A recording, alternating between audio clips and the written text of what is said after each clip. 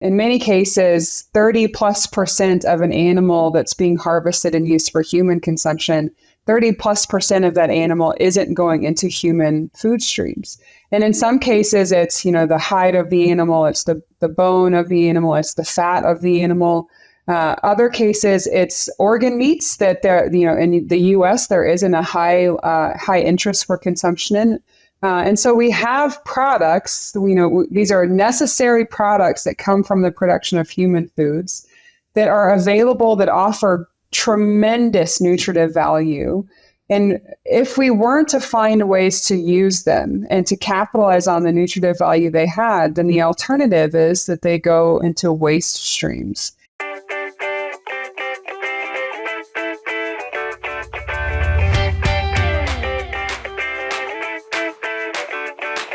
So welcome to the Pet Food Science Podcast. We are very pleased today to have Dr. Jennifer Martin with us, and we're going to talk about some ingredient supply issues into the pet food industry, and I'm very pleased to be here. I think we'll have a chance for some interesting discussions. So Jennifer, I wonder if you could just give us a little bit of your background. Tell us how you got to where you are today. Yeah, absolutely. So happy to be here. Really excited for this conversation. I grew up in Central Texas and pursued degrees in animal science at Texas Tech University. And like most other undergraduate students, I wanted to go into veterinary medicine and realized in my undergraduate program that there were a wealth of opportunities in animal science, and actually pursued graduate degrees in meat science. And so spent my graduate program focused a lot on meat quality and meat safety, and then took a faculty position here at Colorado State University in the spring of 2015, and hadn't really delved much. So I did a bit of work in pet food manufacturing and products going into pet food production prior to that, but really wasn't familiar with the industry because it's not an industry that's talked about much in the larger meat science community. And in 2016, I submitted a proposal to the Fats and Protein Research Foundation to establish the Pet Food Alliance at Colorado State University. And the focus of the Pet Food Alliance was to bring together members of the rendering industry, supported by the North American Rendering Association, as well as the pet food industries, along with academia, to identify opportunities for research, collaborative discussions to address challenges that were impacting both of those industries. So collaborative solution finding for problems impacting both the rendering and pet food industries. And that's been here at Colorado State since 2016. We're really excited through that alliance to have funded research, to have supported research that's benefited both the pet food and rendering industries, and really helped to expand the impact of products going into pet food production so that we can continue to feed our pets high quality, safe, and healthy diets. So it's been a great venture for us here at CSU, and we're really proud of the work, and certainly thankful for our industry partners who have been the driving force, because they're willing to come to the table sometimes around difficult topics and work together to find solutions. And it's been really amazing to see that collaboration between those industries. Tired of one-size-fits-all solutions that don't quite fit? At Wilbur Ellis, we're bringing custom back to the customer. We know that for your pet food and treats to shine on the shelf, you need to start with the best. After all, even the best recipe is only as good as its ingredients. From nutrition to preservation to blending and bottling, make one call to Wilbur Ellis Nutrition to find it all. We don't sell to you, we work with you. A true partnership to meet your needs. Follow Wilbur Ellis Nutrition on LinkedIn to learn how partnering with a purpose could double the power of your team. No, that sounds very interesting and a unique path to the pet food science. The thing that we were just chatting a little bit about it before, but I think people realize that cats are obligatory carnivores, dogs are carnivores. They're really omnivores. They do well with both, and I have made a vegetarian dog food. I actually have made a vegetarian cat food. It's just harder. Yes. Meat products and animal products have a large value in our industry, and so I thought we would talk about maybe the safety a little bit of that.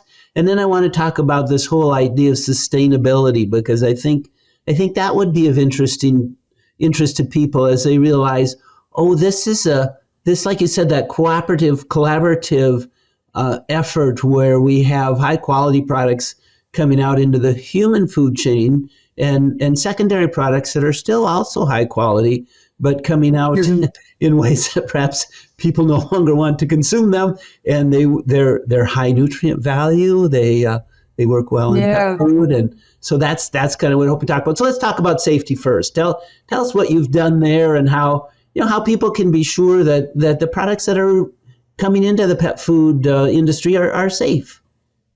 Yeah, that's a great question. And certainly as pet owners want to make sure that they're feeding their pets high quality, safe foods. And not only do we have an obligation to assure that the foods we're feeding pets are safe, but also recognizing that humans are handling those foods. So there's a human public health aspect there as well. And so certainly in the production of products that are going into pet food manufacturing, the same processes that benefit human health to make sure that the pathogens, the bacteria, the things that are adverse to human health are also benefiting the production of products going into pet food manufacturing. But because there are additional steps, when a product leaves a meat processing facility or a product leaves a distribution facility going to a pet food manufacturing facility, there's an extra transportation step, there's extra handling steps, there's more that happens because it's not going to a restaurant or to a home for preparation for consumption. And so a lot of concern existed around potential avenues for contamination post-production. So after we have a meat product that is produced, and then we're going to do some further processing to prepare that for pet food manufacturing. And then certainly in the pet food manufacturing process, there's additional processing steps that happen. And so one of the larger projects that we did here at Colorado State University in the safety space was looking at some of the post-processing steps that occur specifically in rendering to make sure that the pathogens that are of concern for both humans and pets, and namely Salmonella, that the rendering process itself, so that high heat cooking, removal of moisture, that process actually does destroy or eliminate Salmonella in fats or in meals that are used in pet food manufacturing. And Salmonella is certainly, as a meat scientist and a person who studies safety, it's my favorite pathogen. It's the one that the more we know of. Yeah, we probably shouldn't have favorite pathogens, but it's the one that I really enjoy studying because the more we learn about it, the more we have to learn. And so there were lots of questions around, in a low moisture environment that's high in protein, such as the products we see going into pet food manufacturing, can Salmonella survive? And if so, how does it survive? Where does it survive? What's going on and what may promote that? And so we did a lot of research looking at different moisture levels, different cooking temperatures, seeing like, in a rendering container, for example, of fat that's often used to flavor pet food kibble, can Salmonella survive in a low moisture, high fat environment?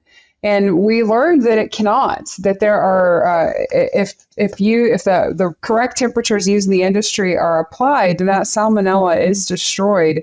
And we actually were able to demonstrate the efficacy of the rendering process in eliminating Salmonella from rendered ingredients going into pet food manufacturing. Now, there are certainly other avenues by which Salmonella could be introduced. And so that's where the idea of the pet food manufacturing process also playing a role in making sure that any potential contaminants, whether it's bacterial, or viral or any contaminants that may impact the health of a pet or a human are managed in pet food manufacturing. And so we've also, in addition to the research piece, we work closely with pet food manufacturers, rendering companies, meat processors to make sure that their processes are validated. So the things they're doing in a facility to eliminate harmful bacteria or other agents for humans and pets, that they actually work. And so part of our research team here goes into these facilities, and we will test to make sure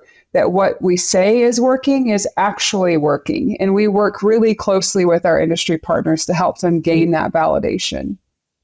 Well, that sounds great. So I would like to smile and say to those who maybe feel like we no longer have fresh at the end of this, that we invented fire for a reason. And yes, we want to have high quality foods that are defined by quality to the pet. Again, we have, our own biases and things that I myself am a carnivore, I guess, omnivore, of course, but I enjoy meat as well, but I don't enjoy all meats. And so this is what comes into the pet food industry. And what you're describing to me then is a process where we can see the benefit taken through, the nutrient benefit taken through, while assuring ourselves that we have the benefit of pathogens that are controlled. We don't, something I guess maybe the person listening to this might be interested in is that we're not actually sterilizing these foods, but we are destroying the pathogens in them. Could you talk about maybe that kind of difference?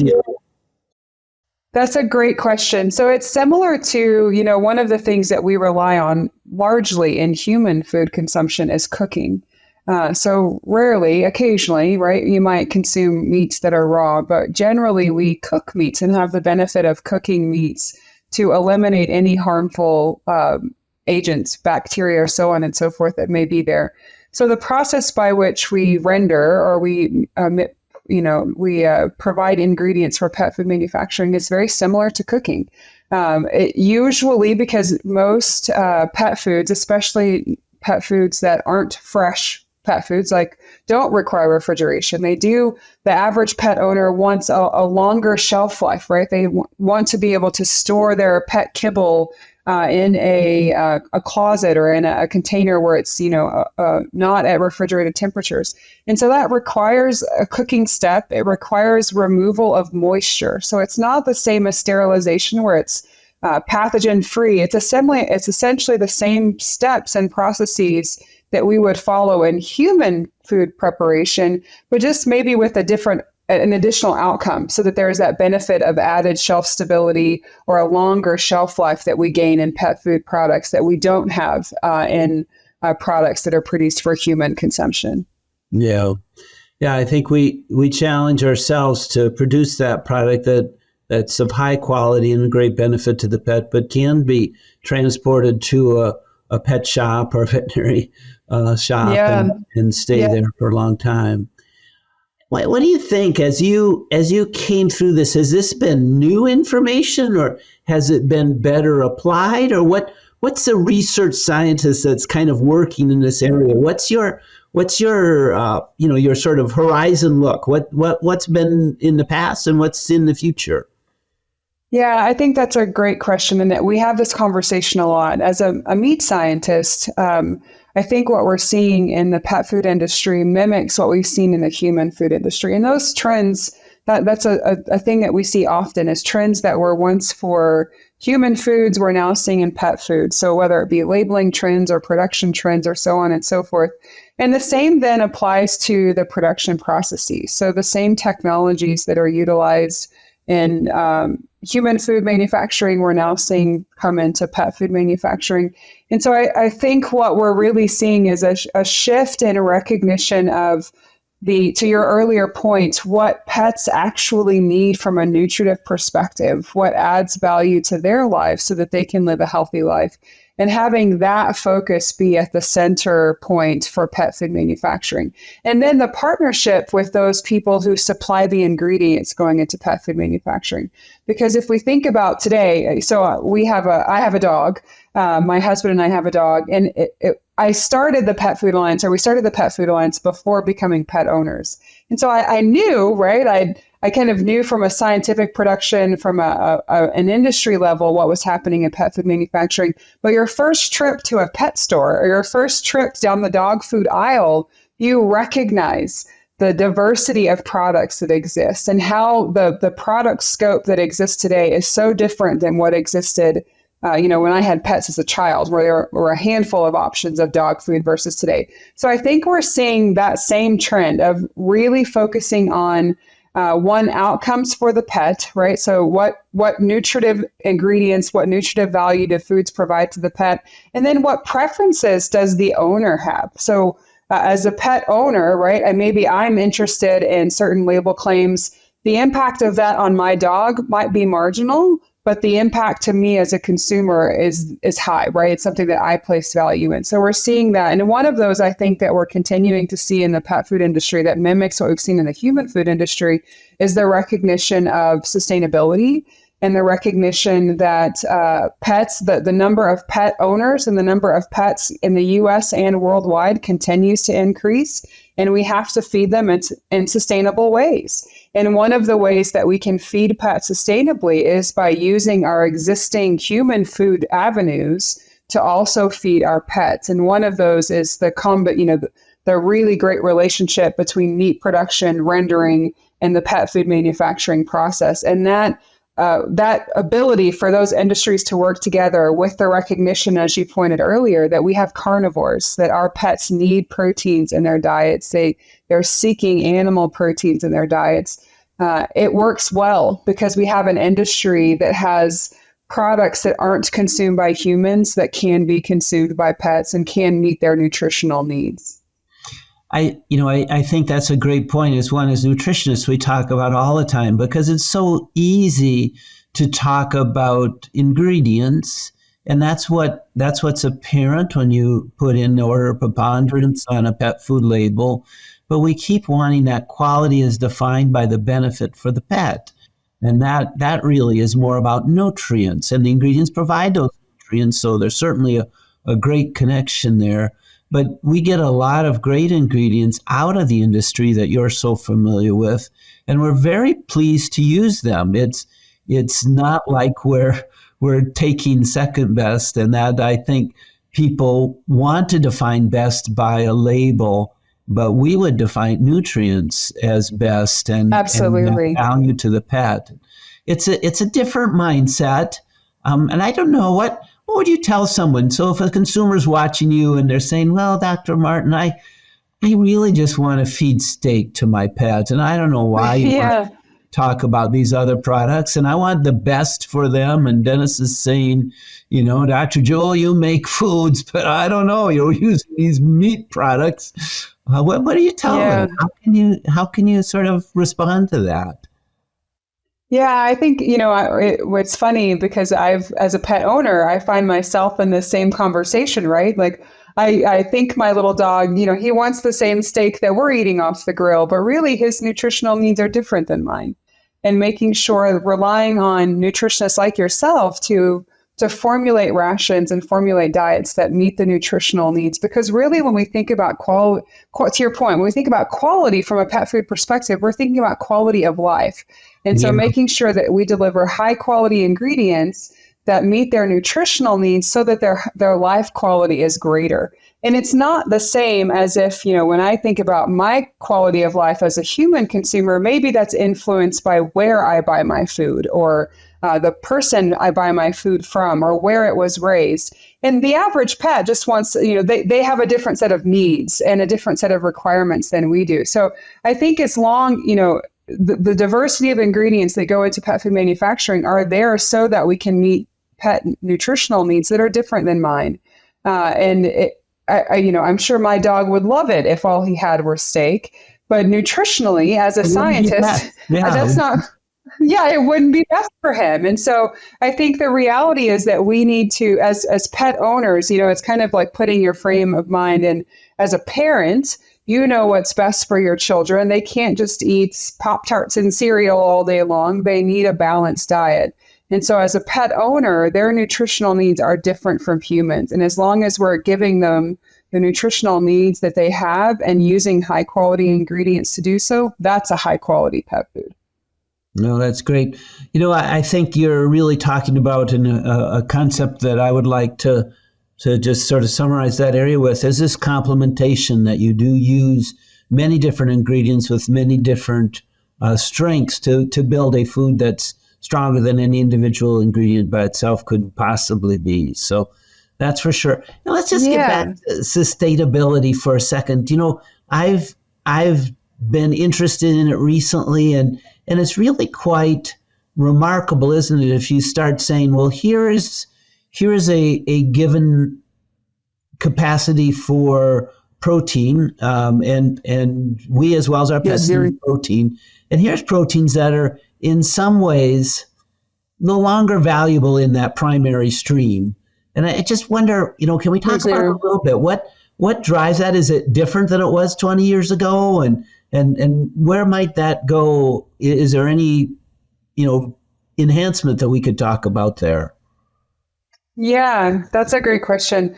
Yeah, and I think like that, if you just think about it generally for folks who may not know the scope of this sector of the industry. So, in many cases, 30+% of an animal that's being harvested and used for human consumption, 30+% of that animal isn't going into human food streams.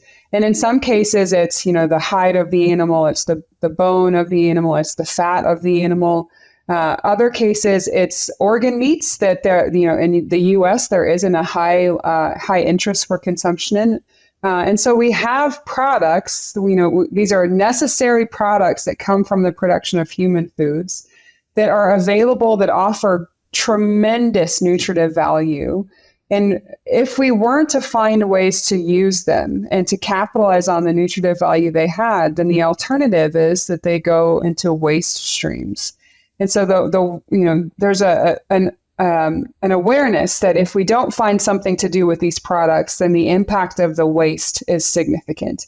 And I think it really speaks to the ingenuity of the industry to find ways to maximize the nutritive impact of all parts of an animal that are used, whether it be used for human or for pet food manufacturing. I think one of the things that we've seen is this awareness that there are some negative connotations with the terminologies that are used to describe the products that are used in that are not used for human consumption and may be used for pet food manufacturing or for other animal foods.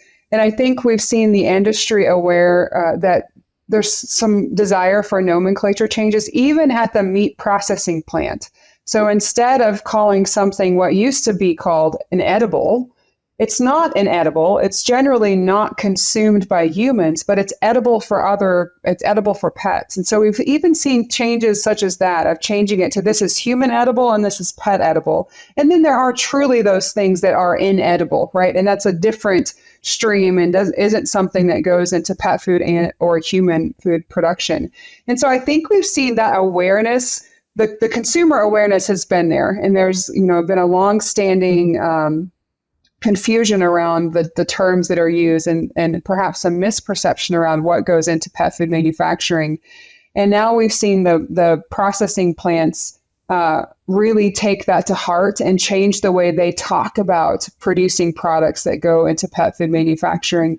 And find too, I've been in a lot of meat processing plants where they will lean into the fact that their employees are pet owners.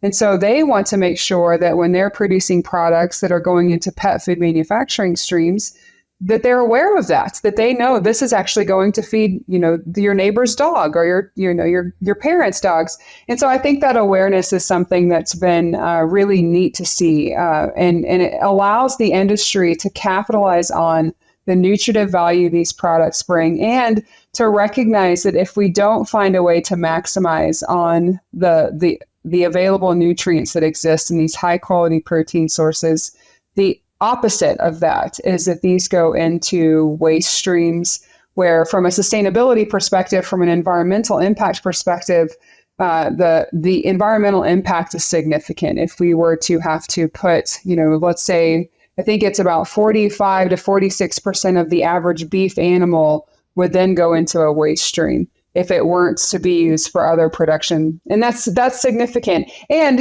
we see too, at the same time, there's a lot of folks who may say, well, what if we just switch to plant-based meat products, right? Or we were to use plants and get rid of the use of meats. in pet food manufacturing, the impact of that is also significant. So right now we have land and animals that are used primarily to feed humans. And that has its own impact on the environment. That's space, that's water, that's resources that are being used to do that. If we were to require to plant plants to feed our pets, that's significant amount of land, that's significant amount of water. And so I think this idea of working together with an industry that is primarily driven to feed humans and finding ways to maximize on the high quality protein and fat-based ingredients that come from that production stream really tells an amazing story of collaboration between two industries to have an impact that, one, meets nutritional needs of both humans and pets, but also reduces the environmental impact of both. Yeah, that's great. A great sort of combination of benefits there that pull into this industry you're so familiar with. I wonder, if we just could talk a little bit, the other term that I've always I use it because I have a definition for it that seems quite appropriate, which is this term of byproducts. It's a byproduct is a secondary product in a primary ingredient stream. But is that something we should try to better educate people about, or just forget it? They're never going to assume a byproduct can be also quality, because what you're defining is really a process that allows quality in the human stream and the pet food stream. But what do you think? It's a linguistic question almost, but what do you think? Yeah.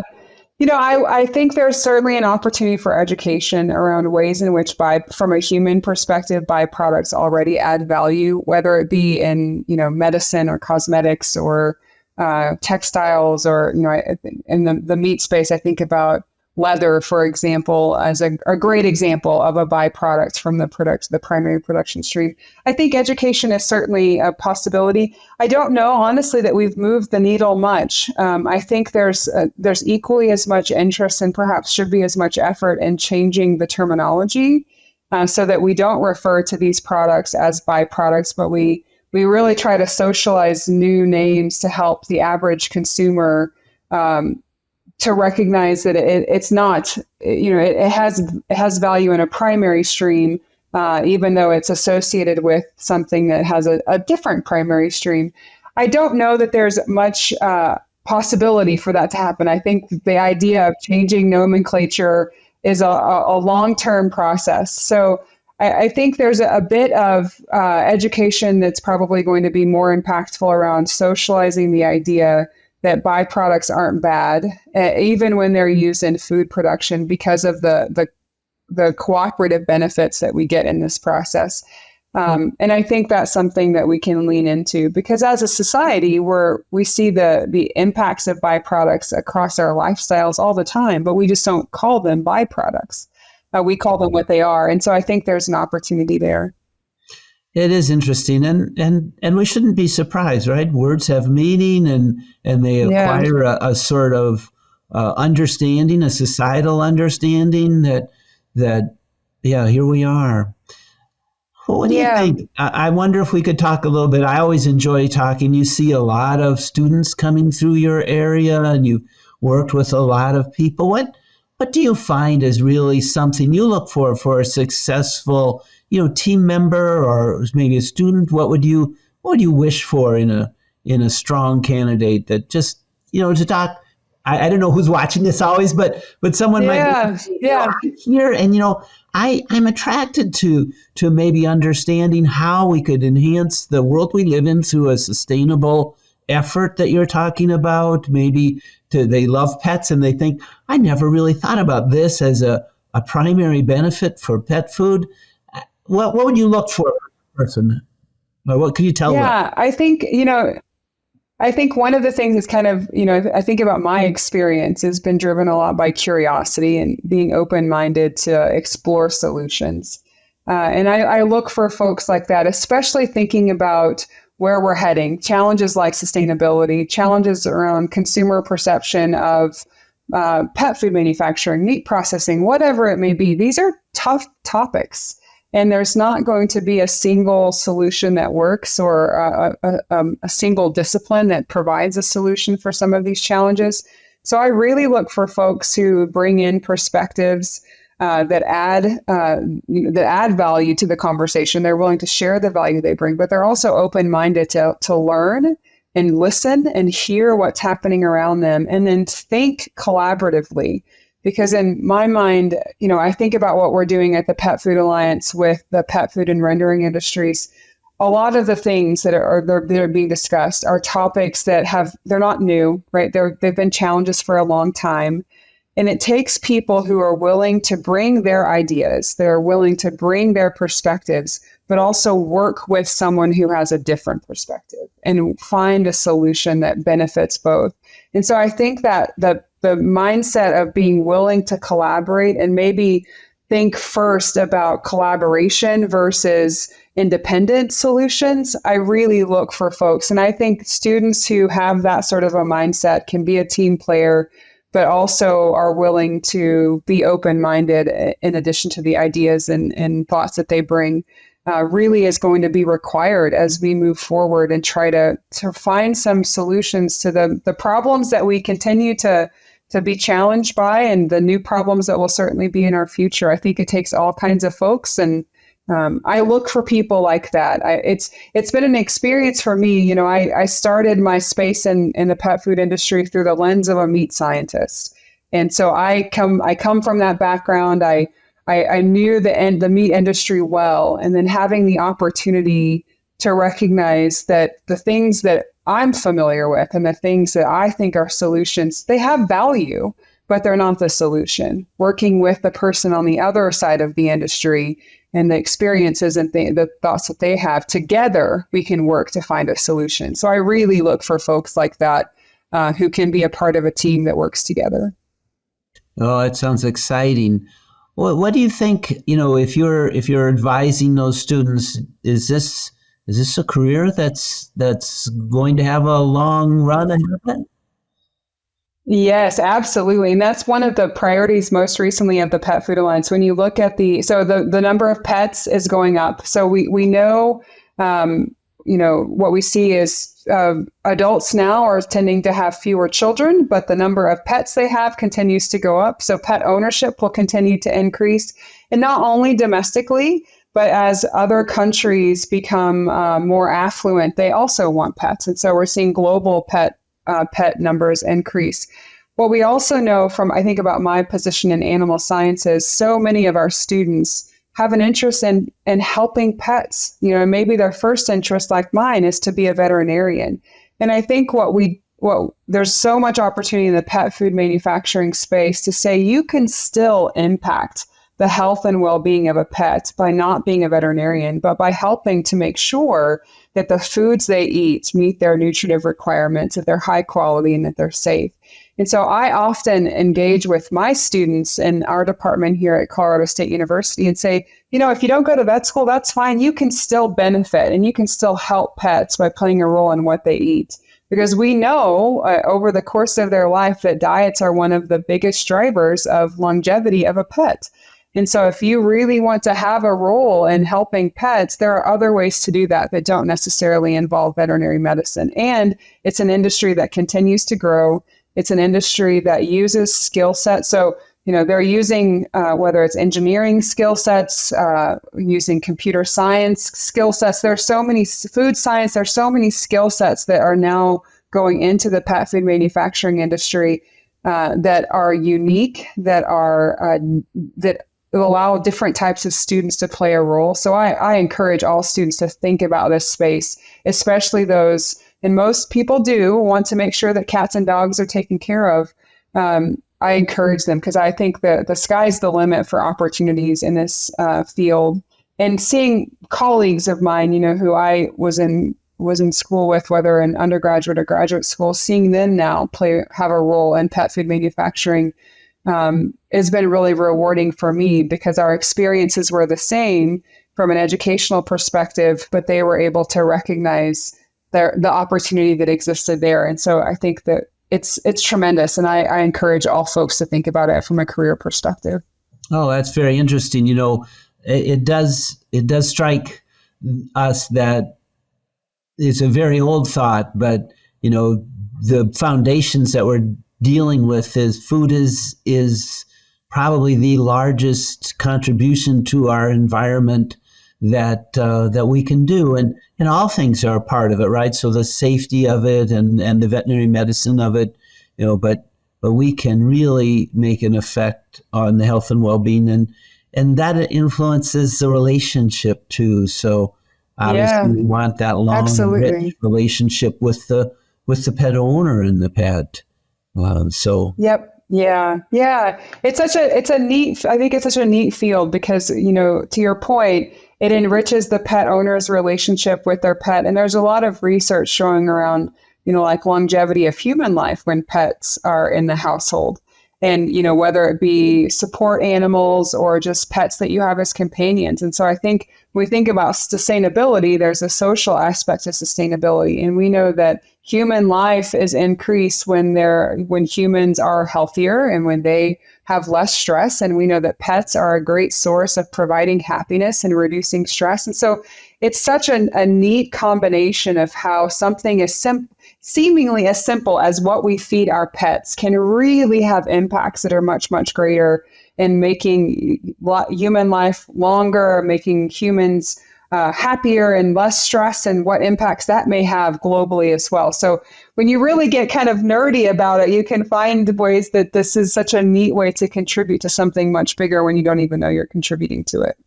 No, that's great. And, I look at what you're saying, and I see that you're saying you're also having fun in it, and that this is actually something that you can get up and think, I'm glad I'm doing this today.